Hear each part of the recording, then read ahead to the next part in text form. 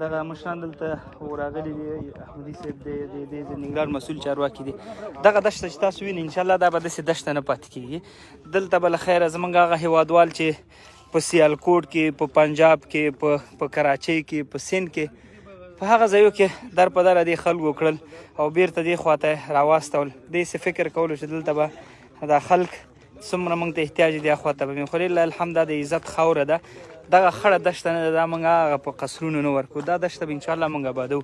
دلته به تقریبا دا اویا کورونه شروع کړو چې دوستان مرستې کوي، دا به انشاءالله پورته کېږي سره.